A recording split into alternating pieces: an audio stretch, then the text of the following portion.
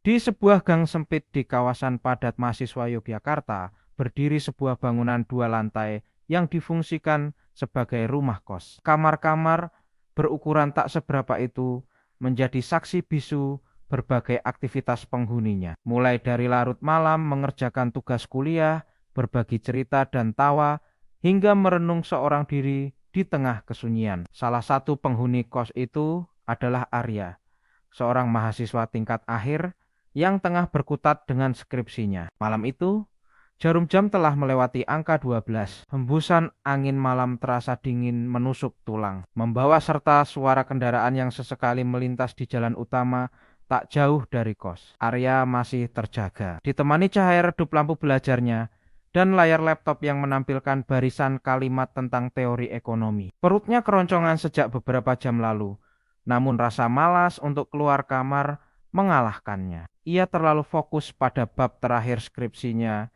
yang terasa begitu alot. Tiba-tiba terdengar ketukan pelan di pintu kamarnya. Arya terkejut. Siapa gerangan bertamu selarut ini? Ia mengintip melalui lubang kecil di pintu. Siluet seorang wanita tampak samar di balik kegelapan lorong. Perutnya terlihat membuncit, menandakan ia sedang hamil.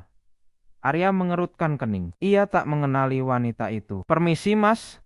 Suara lembut namun sedikit serak terdengar dari balik pintu. "Ini ada titipan makanan untuk Mas Arya." Arya semakin bingung. Ia tidak merasa memesan makanan atau memiliki teman wanita hamil yang tahu alamat kosnya. Namun, rasa laparnya yang sudah tak tertahankan membuatnya berpikir untuk menerima tawaran itu. Mungkin saja ini kiriman dari ibunya di kampung halaman.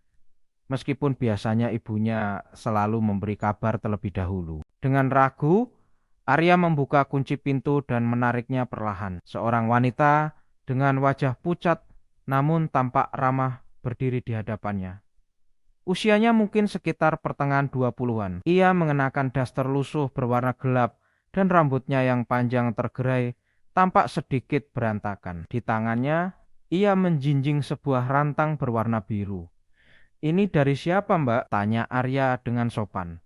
Wanita itu tersenyum tipis. "Saya cuma disuruh mengantarkan saja, Mas," katanya, "dari teman Mas." Arya mencoba mengingat-ingat teman-temannya. Namun tak ada satupun yang ia kenal memiliki ciri-ciri seperti wanita ini. Apalagi tengah hamil dan mengantarkan makanan selarut ini. Namun, wanita itu tampak tidak berbahaya.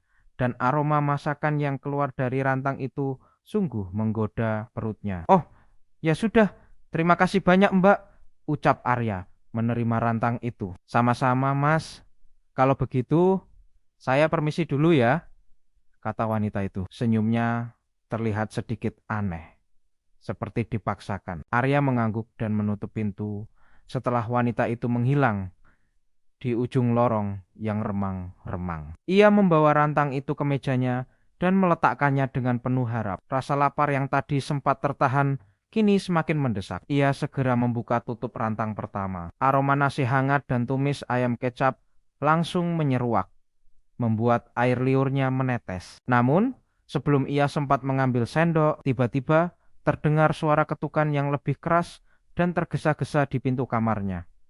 Arya terlonjak kaget. Siapa lagi yang datang? Ia kembali mengintip melalui lubang pintu. Wanita hamil yang tadi berdiri di sana lagi, namun kali ini wajahnya tidak terlihat jelas karena lorong semakin gelap. "Mas, maaf, ada yang ketinggalan," ucap wanita itu dengan suara yang terdengar lebih berat dan serak dari sebelumnya. Arya menghela napas.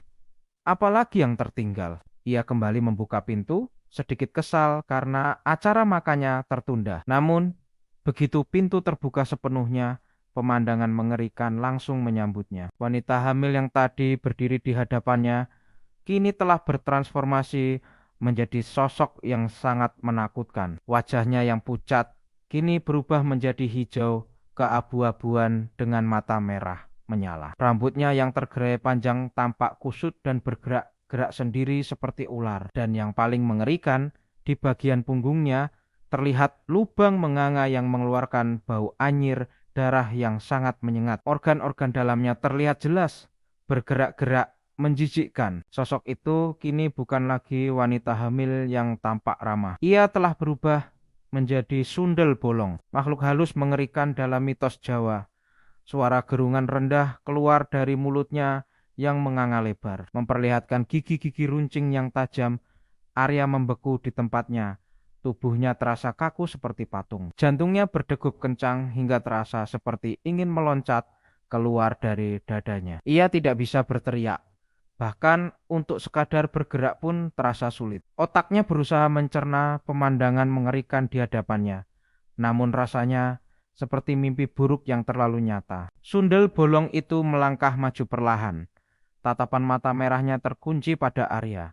Bau anyir darah dan bau busuk yang menyengat semakin kuat menusuk hidungnya, membuatnya mual. Rantai biru yang tadi dipegangnya kini terlepas dan jatuh dengan bunyi dentingan yang memecah kesunyian malam. Arya akhirnya berhasil memecah keterkejutannya. Insting untuk bertahan hidup membuatnya mundur selangkah. Namun, lorong kos yang sempit tidak memberinya banyak ruang untuk melarikan diri. Ia menoleh ke belakang, berharap ada jalan keluar lain.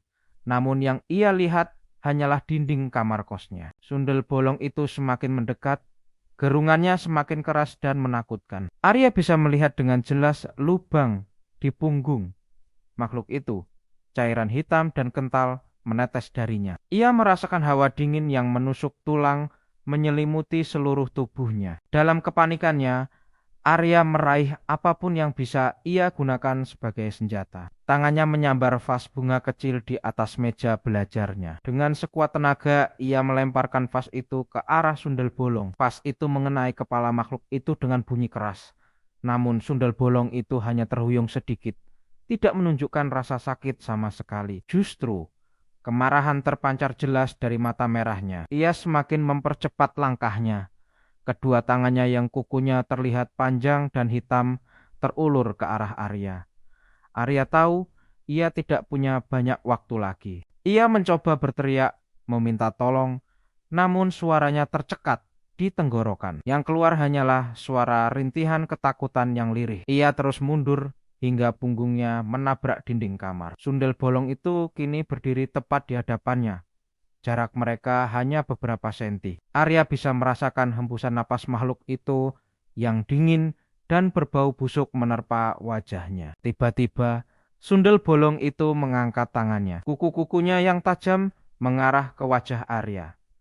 Arya memejamkan mata, pasrah dengan apa yang akan terjadi. Ia hanya bisa meratapi nasibnya yang tragis. Di tengah malam yang sunyi, di dalam kamar kosnya yang sempit, ia akan menjadi korban keganasan makhluk halus yang mengerikan. Namun, detik-detik berlalu, dan Arya tidak merasakan sakit apapun.